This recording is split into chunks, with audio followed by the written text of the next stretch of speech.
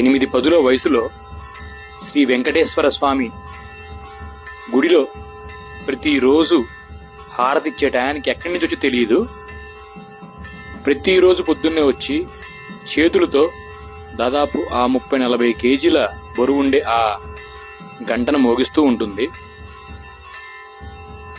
ఆ వెంకటేశ్వర స్వామి ఆమె గంట మోగిస్తే కానీ నైవేద్యం స్వీకరించడేమో.